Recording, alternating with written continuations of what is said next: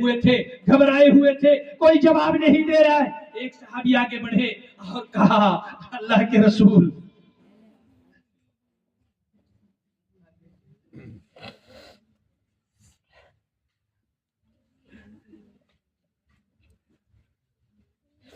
اللہ کے رسول مکہ کا ایک قافلہ ہے, انہی میں سے ایک آدمی آپ کے لیے یہ لے کر آیا ہے اور یہ فدیہ ہے ابو العاص کی طرف سے.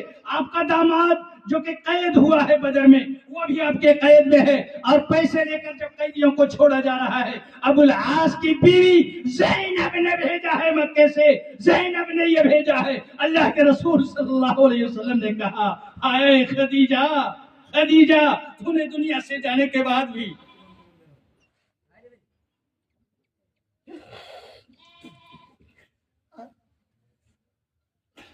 خدیجہ تو نے دنیا سے جانے کے بعد بھی مجھے رلایا.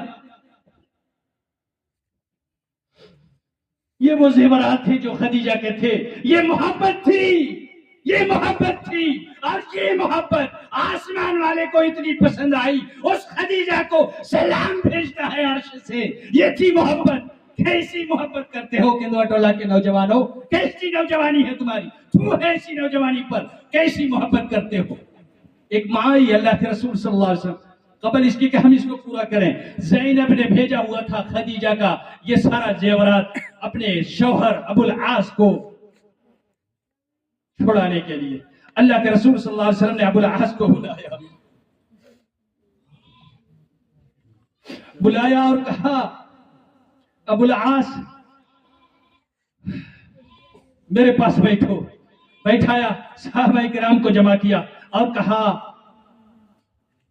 میرے عزیزو, خدیجہ میری بہت ہی پیاری تھی, دنیا سے چلی گئی, اللہ نے اٹھا لیا, لیکن میرے دل کو اب بھی چبھتی ہے.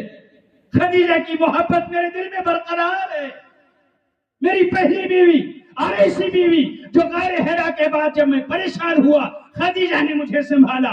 جب وحی کا نزول شروع ہوا میری گھبراہٹ میں میرے کام آنے والی خدیجہ تھی. ورقہ بن نوفل کے پاس لے کر جانے والی خدیجہ تھی. میری اولاد کی پہلی جو ماں ہے, پہلی اور آخری بھی کہیے, بعد میں کسی بیوی سے آپ کی اولاد نہیں, میری اولاد کی جو ماں ہے وہ خدیجہ. اس خدیجہ کی محبت میرے دل میں اس طرح پیوست ہو گئی ہے, میں چمٹے سے ناخن سے کورچ کے نکالوں نہیں نکل سکتی ہے. ایسی محبت, ایسی محبت, یہ ہے محبت, یہ ہے محبت.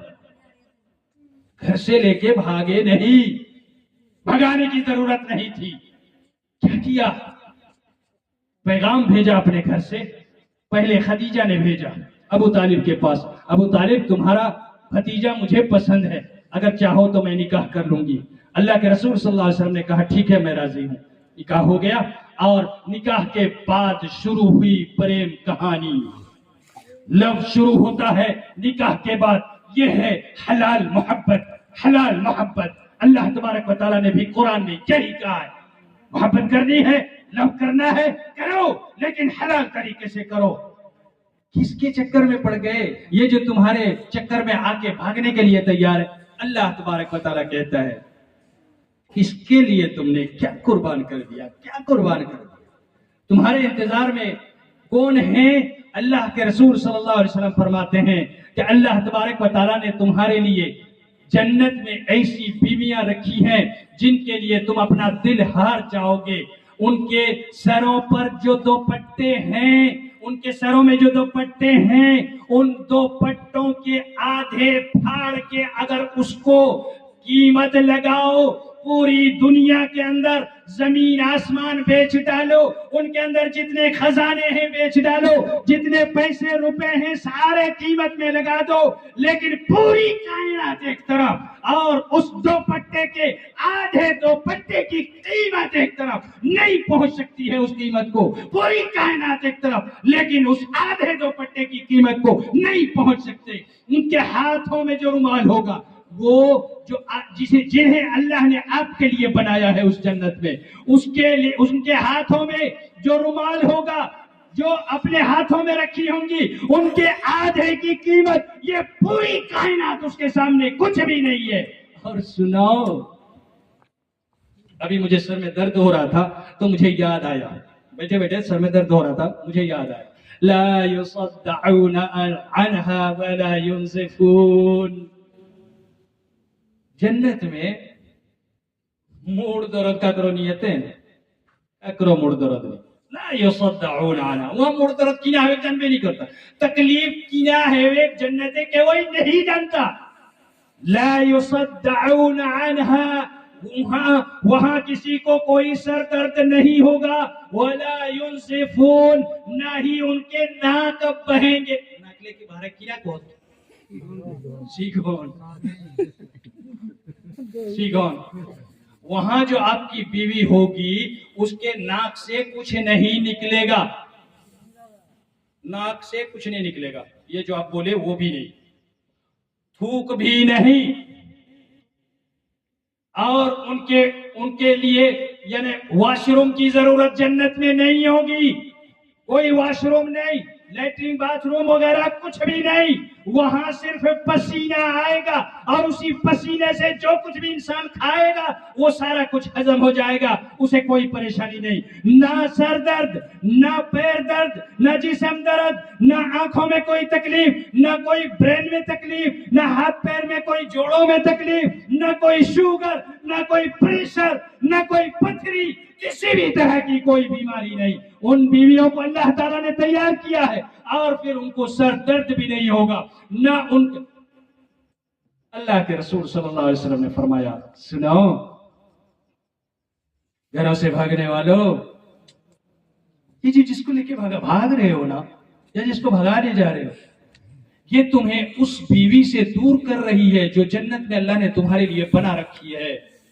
اس سے تمہیں دور کر رہی ہے اور اس کے چکر میں آ کے تم جا بھی رہے ہو اس کے ساتھ. اس کی کیفیت دیکھو.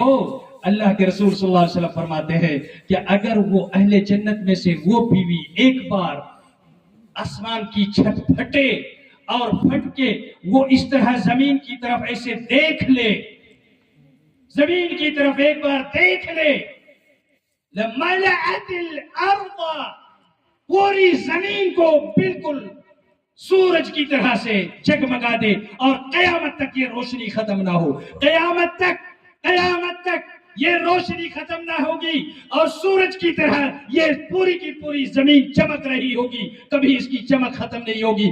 اگر اس نے اپنا چہرہ آسمانوں کے اوپر سے صرف زمین کی طرف اس طرح دیکھ لیا تو پوری زمین اس طرح بن جائے گی. اسے چھوڑ کر کس کے چکر میں پڑ گئے ہو؟ اللہ کے رسول صلی اللہ علیہ وسلم نے فرمایا، اگر اس نے تھوک دیا، زمین پر تھوک دیا یا سمندر میں تھوک دیا، کتنا تھوکتے ہیں لوگ، تھوڑا سا تھوک دیا، اتنا سا اگر تھوک دے تو پوری روئے زمین کے اندر جتنا سمندر ہے، جتنا گنگا اور جمنا اور جتنے بھی ندی نالے ہیں، جتنے بھی بورنگ اور پمپنگ سیٹ اور جہاں سے بھی پانی نکالا جاتا ہے، پوری روئے زمین کے اندر جتنا پانی ہے یہ سارا کا سارا پانی شہد سے زیادہ میٹھا ہو جائے گا اور یہ قیامت تک رہ جائے گا. دوبارہ اس کی مٹھاس کبھی ختم نہیں ہوگی، کیونکہ جنت فنا نہیں ہوگی. تو جنت کی جو مٹھاس زمین پر آ جائے گی وہ کبھی ختم نہیں ہوگی. جنت فنا نہیں ہوگی اس لیے کیونکہ وہ جنت کی چیز ہے. روشنی بھی ختم نہیں ہوگی قیامت تک کیونکہ وہ جنت کی چیز ہے اور جنت فنا نہیں ہوگی. یہ اللہ تعالیٰ نے تمہارے لیے بنا رکھا تھا، تم نے ماحول خراب کر دیا. کیوں ماحول خراب کیا؟ کیسے کر دیا؟ بھول گئے. ادھر ہی سے گزر کے جا رہے تھے، کئی لاشیں گزر کے جاتی ہیں، چیخ رہے ہیں، چلا رہے ہیں، لیکن تمہارے دل میں وہ کان ہی نہیں ہے، وہ سماعت ہی نہیں ہے کہ تم سن سکو. اللہ کے رسول صلی اللہ علیہ وسلم موت سے کتنی زیادہ ڈرتے تھے اور لوگوں کو بھی کہتے تھے موت کو یاد کرو لوگو، اکثروا ذکر ہادم اللذات یعنی الموت. لذتوں کو توڑنے والی تعایش اور یہ جو پرتعایش زندگی ہوتی ہے، لگزری لائف ہے، لگزری لائف کو توڑ کے رکھ دیتی ہے موت کی یاد. موت کو یاد کرو، تم ان برائیوں سے بچ جاؤ گے جن برائیوں کو کرنے کے لیے آمادہ رہتے ہو. یہ برائیاں تم سے چھوٹ جائیں گی کب؟ جب تم موت کو یاد کرو گے. موت کو یاد کرو، یہ ایسی نصیحت تمہیں پہنچائے. اسی لیے قبروں کی زیارت کرو، قبروں کی طرف جاؤ اور زیارت کرو. کب گئے قبروں کی زیارت کے لیے؟ کب گئے؟ جاتے ہیں ہم قبروں کی زیارت کے لیے. ماں دنیا سے چلی گئی، 2 دن 3 دن تک ہم نے آنکھوں سے آنسو بہائے. اس کے بعد دنیا پھر اپنی اصلی حالت میں آ گئی، اوقات پہ آ گئی. ماں کے بغیر ہم نے جینا سیکھ لیا. باپ دنیا سے چلا گیا، 3 دن تک روئے دھوئے. 4تھے دن ہم نے ادھر ادھر سے لوگوں سے ملنا جلنا شروع کیا. 5ویں دن 6ٹھے دن 1 ہفتہ گزرنے کے بعد باپ بھی مائنس ہو گیا ہماری زندگی سے. اس کے جانے کا کچھ بھی اثر نہیں ہونے لگا، ختم ہو گیا. ماں باپ کا جب اثر ختم ہو گیا، بھائی چلا گیا، بہن چلی گئی، بیوی چلی گئی، بچے چلے گئے، کسی کے بھی جانے سے اب انسان کو کچھ بھی نہیں لگتا.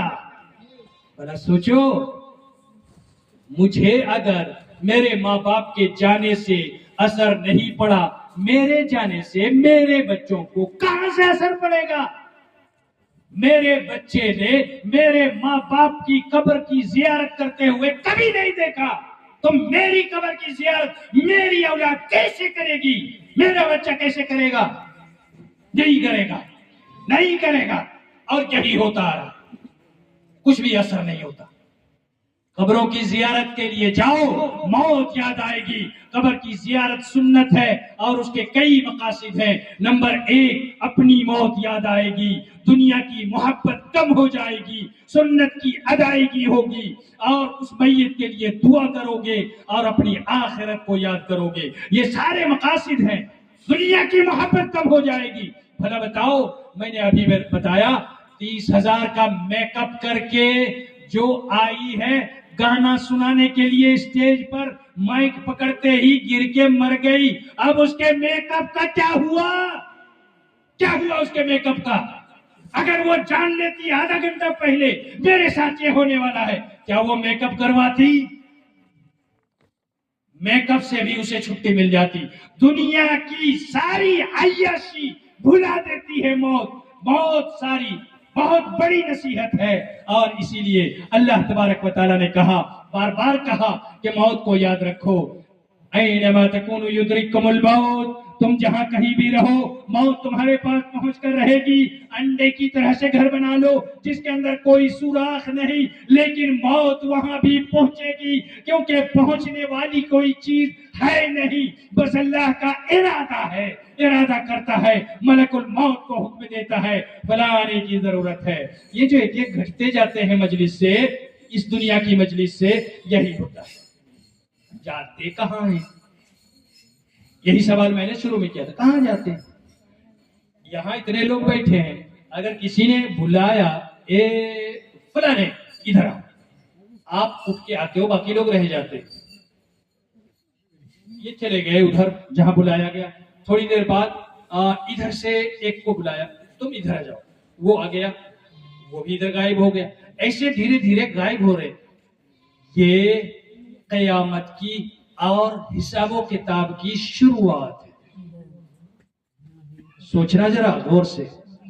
حساب کتاب شروع ہوئے، اللہ ڈاکے ہیں، چاہے ہمر عمر جتنا یلاہی যদি আমি এই দুনিয়াইলে বাহরাইকে যাও কবরস্থান পৌঁছলো. ایک اور مطلب جو ہمور حساب کتاب لیولائی اللہ ڈکلا ہے. یہ مجلس لے غائب ہے. یہ لو، اس مجلس سے غائب ہونے کا مطلب یہ ہے، دنیا سے غائب ہونے کا مطلب یہ ہے، اللہ نے مجھے بلایا، آؤ اب تمہارا حساب شروع کرتے ہیں. حساب لینے کے لیے اللہ نے بلایا. یہ نہیں سسرال جا رہے ہیں. کہاں جا رہے ہیں؟ اللہ نے بلایا حساب لینے کے لیے. ارے ابھی تو میری عمر نہیں ہوئی ہے، 20 سال کا ایک نوجوان مر گیا، 20 سال کا، اس کو کیا حساب دینا ہے؟ اللہ نے اسے بلایا حساب لینے کے لیے. اور اللہ جب حساب لینے کے لیے بلاتا ہے، اس کا طریقہ یہ ہے، اس دنیا میں اللہ نہیں آئے گا. یہاں اس دنیا میں اللہ نہیں آئے گا، وہ دوسری دنیا. اور دوسری دنیا ہے کیسے؟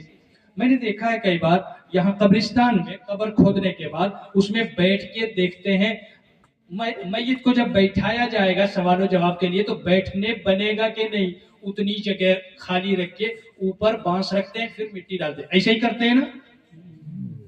کا ہے